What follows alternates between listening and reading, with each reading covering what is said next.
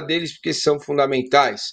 Vamos lá? Primeira tela no ar, aqui ó. O milagre acontece de forma muito rápida a respeito do Santos. Receita 459 milhões, déficit 105 milhões, contas do Santos antes do Neymar chegar.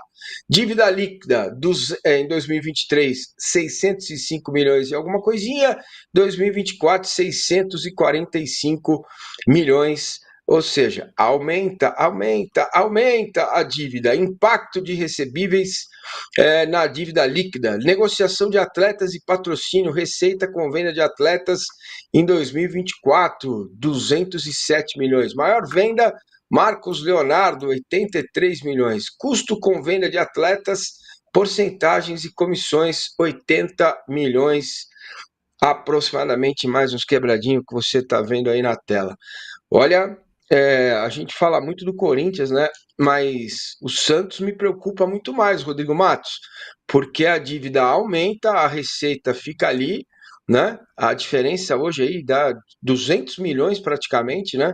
Do que o Santos precisa para fazer a coisa girar e a relação, né? Receita-dívida, o déficit aí 105 milhões. Caramba, será? E a pergunta que eu faço para você, Rodrigo Matos, valeu a pena ter o Neymar?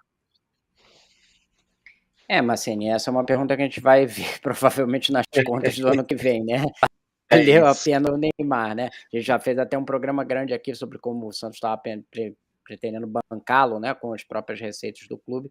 Mas a intenção era mostrar, começaram a sair os balanços de todos os clubes, esses dados são do balanço do Santos, e a gente mostra que o clube tem uma crise financeira quando chegou nessa fase de pagar 4 milhões de reais por um jogador por mês, ainda contratando Roleiser, Tassiano, enfim, mais de 100 milhões de reais em direitos. Era um clube em crise que fazia isso, né? Então, às vezes isso é pouco comentado. Era em crise? Não, é em crise, né? E aí, qual é a grande questão do Santos? O Marcelo Teixeira assume o clube já com problemas, né? Salário atrasado, transfer ban e tal, e ele precisava resolver ali de urgência. O que começa a tirar dinheiro da onde puder, ou seja, empréstimo, antecipação.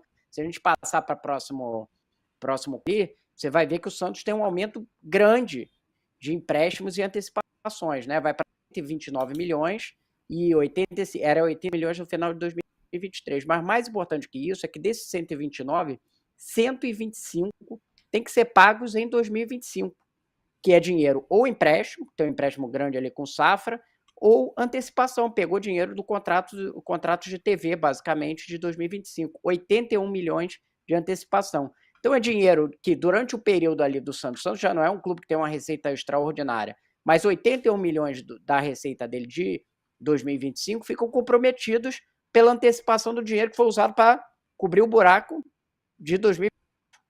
Então, esse é um dado muito importante, porque ali o circulante do Santos, o que ele tem que pagar em 2025, acabei não botando esse dado aqui, é quase 400 milhões, 377 milhões, que é o dinheiro, uma parte é contas a pagar de negociações, e isso antes de contratar jogadores, já da pré-temporada, mais essa antecipação, e aí você tem mais ali tributos e tal. Praticamente o que o Santos tem de receita, se você contar ali que ele esteja na casa dos 400, é o que ele tem que pagar no ano só de passado. Então, como que ele consegue investir a mais? Porque vai ter que fazer mais um ano de empurrar a barriga, provavelmente tentar pegar mais antecipação e ficar jogando para frente. É uma roda que não para em pé, né?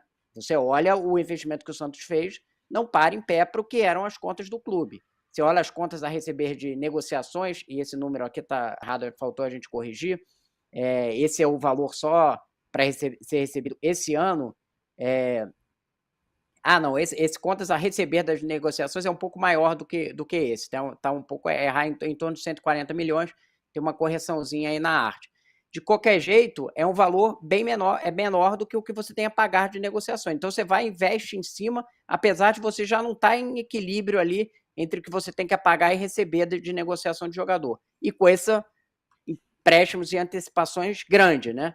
Então, é um clube que teve o ano passado na Série B, isso afetou muito, e explica também essa quantidade de empréstimos e antecipações que o clube vai pegando, que estavam com a receita de TV muito comprometida, mas ele vem desse cenário, e aí ele lembra assim, estamos na Série A, precisamos investir, porque senão cai de novo, acelera muito, e acelera muito num quadro que você já tinha de problemas. Quando a gente falou ali atrás, você voltar por favor, assim, do aumento da dívida líquida, falou assim, mas só aumentou 40 milhões. Esse impacto de recebíveis na dívida líquida, porque a dívida líquida é calculada como? É o total da dívida menos o que você tem para receber. Na verdade, a dívida líquida aumentou pouco porque o Santos fechou muitos contratos. O contrato da Libra, o contrato com a Brax, de placas. Então, ele coloca ali no ativo dele muita coisa para receber. Por isso, a dívida líquida parece, aumentou pouco. Mas, na verdade, o que o Santos tem para pagar aumentou bastante. É que ele ainda tem ali um dinheiro para receber. Então, por isso, o cálculo da dívida líquida não cresce tanto. Mas ele se baseou ano passado numa venda de jogador muito alta, de 200 milhões de reais, que não sei se vai se repetir, porque não é todo dia que sai o Marcos Leonardo, embora a divisão de base do Santos seja muito boa, não é sempre. E uma coisa importante para a gente ver é isso, custos das negociações. Quer dizer, o Santos vende 207 milhões de jogadores, mas 80 milhões não ficam com ele. Porque é percentagem que é de alguém, ou comissão, é mais percentagem. Então o clube fica, na verdade, 127 ali. Então, mesmo essa venda, que sempre foi uma receita importante para o Santos, né, não chega inteira. Então, é uma situação muito preocupante, digamos assim, e que a gente vê uma aceleração dos gastos, ainda com o presidente do Santos agora falando que está querendo renovar com o Neymar até o fim do ano, né? Vamos ver como é que vai fechar o ano que vem, porque o ano passado já não foi um ano bom, né? Mesmo considerando da questão da Série B, coloca o clube numa crise muito complicada, que é de meio de ir usando contratos futuros para bancar o de hoje e aquela eterna roda que a gente vê nos clubes brasileiros. Ô Igor, sempre que eu vejo o clube em situação difícil, cara, eu lembro daquela cena do churrasco, né? Você já foi no churrasco, tem aquela barra de gelo e aquilo só derrete, e o povo tenta enxugar para ver se não cai, né? Aí a esposa do cara passa, olha, tá fazendo lama, hein? Aí não sei o que, vai enxugando para ver se o negócio resolve. Qual a experiência que você tem, o Rodrigo também, fica à vontade se você quiser participar dessa resposta também, Rodrigo. Qual a experiência que vocês têm, olhando para trásmente, como diria o Dorico Paraguaçu, sempre tão moderno do bem amado, né? As expressões deles são excelentes. Qual é como sair disso, né? Porque eu fico também imaginando o gestor, né? O cara tem dinheiro, tem um monte de coisa para pagar, o clube está voltando para a Série A, tem que reforçar o time, senão volta para a Série B, pega dinheiro do ano seguinte. O que a experiência sua, Igor, e do Rodrigo diz, o que vocês podem dizer, um alento para o torcedor do Santos, de como conseguir começar a sair desse enxuga-gelo que estamos vendo aí? Primeiro, Massini, a minha experiência não é em churrasco porque eu sou vegetariano, mas já observei a situação, então dá para a gente comentar um pouco sobre esse assunto. Não, mas no churrasco tem abobrinha. Gelo exatamente. Gelo é universal. Né? Gelo é universal. Tem o gelo do refrigerante, não é refrigerante, você não pode tomar, mas tem o gelo do suco. Mas assim, eu acho que passa pela consolidação do Santos na Série A. Isso é fundamental para tirar qualquer time que ascendeu do buraco. Então o Santos conseguir escapar desse ioiô, e talvez por isso acabe motivando algumas, entre aspas, loucuras, né, financeiras que o clube acaba fazendo, e a gente vai perceber isso, como vocês falaram, né, nas contas de 25, mas é fundamental não cair de novo. O não cair de novo, ele se retrata no balanço financeiro de 2024 da seguinte forma: quando a gente olha para 23, o Santos recebeu 96 milhões de reais, 96,5, né, milhões de reais aí em receitas de televisivas e publicidade. Isso, quando o Santos caiu, veio para 55, então é uma perda praticamente quase a metade, 40% aí de pontos percentuais a menos, né, na receita de televisão. Isso impacta muito o cotidiano do clube, porque essa é a receita que vai alimentando o clube ao longo do ano. Obviamente tem uma pancada maior aí quando tem a confirmação da colocação final do campeonato, né, naquela divisão do 40, 30, 30. Você que acompanha o Finanças aqui sabe como é que funciona a divisão de direito do contrato de direito de transmissão, mas é fundamental começar para o Santos nesse ano se consolidar ali de novo entre os grandes, não necessariamente brigando por títulos, mas na fatia da galera que não vai cair. Isso é o ponto inicial. E a outra é tentar algum tipo de equacionamento do endividamento dele passado. Essa situação do endividamento do presente, né, do ano corrente, ela é muito grave, porque isso vai engessando o clube, né? O clube, quando entra muita coisa para pagar no ano só, ele fica totalmente engessado, e aí o Santos precisaria ser criativo. A gente não tem, de novo, né, repetindo sobre essa situação do balanço atual, como que o clube tem se virado no cotidiano, ainda não saiu o balancete também sobre o primeiro trimestre, enfim, essa dinâmica toda para entender a era já com a presença do Neymar, mas é um clube que, por exemplo, isso eles pontuaram também, ele até conseguiu fechar a receita operacional com despesa operacional no positivo ano passado. Só que aí, quando entraram a provisão para demandas judiciais cíveis, trabalhistas, fiscais, arbitrais, etc., uma discussão sempre de um clube que tem muito processo contra ele. E aí, inclusive, Igor, despesa financeira. O operacional para as pessoas. É assim, ele conseguiu gastar menos do que ele recebia. O problema é o que ele tinha para pagar do passado, aí não fechava a conta. É isso, basicamente. E aí entrando demandas judiciais, cíveis, trabalhistas, aí vem também as despesas financeiras, ou seja, juro de dívida comendo, aí degringolou e aí chegamos aos 105 milhões de déficit no exercício passado. Então, o controle das dívidas, às vezes tem muito torcedor, faz a dívida, paga depois, o importante é o agora, tal, esse carpe diem aí do futebol, que a gente tem que aproveitar a vida e gastar e viver o agora, mas essa conta do passado, ela é onerosa e faz mal para o clube já no presente, porque você vai aumentando o que você tem de compromisso a pagar, você não consegue pagar, sei lá, caso hipotético na sua casa, se você está com dívida do cartão de crédito, você vai ter que destinar lá para o juro não estourar, e aí a conta de luz como é que faz? Então prejudica o dia a dia por conta desse cenário todo. O Santos, essa questão da Selic, né, da taxa de juros, atingiu muito o Santos nesse ano de 2023, já com uns saltos, e a tendência de alta continua. Então, nesse panorama envolvendo juros e crescimento do custo da dívida, não temos uma perspectiva boa, infelizmente, para o ano de 2025 para o torcedor santista. Muito bem, o Henrique Fernandes só está dizendo aqui,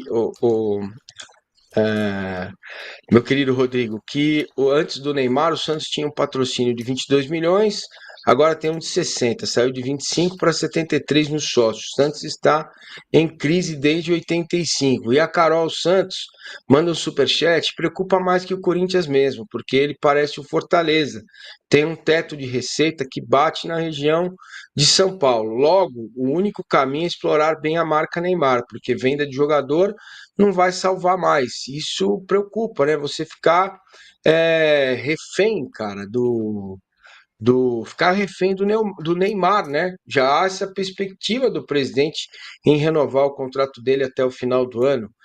E o caminho SAF para o Santos não avançou por enquanto, né? Não temos nenhuma definição no conselho ainda.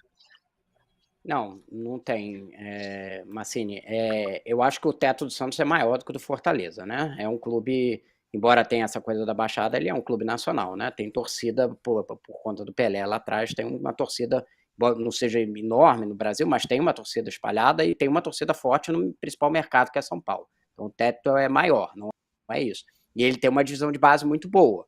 Eu só acho que, assim, quando vende o jogador, não dá para ser dinheiro para isso que o Igor está falando, ficar enxugando o gelo e pagando as contas do dia. Quando você consegue vender um jogador caro, como o Marcos Leonardo, como antes foi o David Washington ou o Ângelo e tal, você precisaria pegar esse dinheiro e aportar e reduzir a dívida. Não é o que foi feito. E aí ele fala assim, que o Igor comentou, com razão, tem que manter na primeira divisão, senão volta para a mesma catástrofe anterior que aconteceu em 2023 cair e 2024 ficar comprometido. É certo, mas não foi só isso que o Santos fez. Na carta do Marcelo Teixeira no balanço, ele fala, prioridade é futebol conquistar títulos. Ou seja, ele está botando dinheiro pensando em ganhar alguma taça. Você acha que o Santos, com essas finanças e da forma como ele voltou, já tinha condição de dar esse passo para ganhar taça? Ele fala assim, essa gestão sempre pensou prioridade no futebol e temos de conquistar uma taça já em 2025. É o que ele diz ali no balanço. Não era o momento para dar esse passo, mas ele deu esse passo. Então, ele vai ter provavelmente um buraco maior para tapar lá na frente. Então, eu acho que tem uma diferença entre você fazer um time para manter na primeira divisão e fazer outro time eu estou pensando em ganhar título. Nem estou discutindo aqui se o time do Santos é suficiente ou não, mas foi feito com esse pensamento. Tanto que na primeira rodada lá, o Marcelo Teixeira perdeu do Vasco e falou que era um absurdo, ele perdeu do Vasco e tal. Então você vê que o pensamento era, eu montei um time aqui que tem chance de ser campeão. É esse o pensamento dele, né? E na questão do Neymar, aumentou o patrocínio. Repito, a gente só vai saber se a conta do Neymar se paga no final.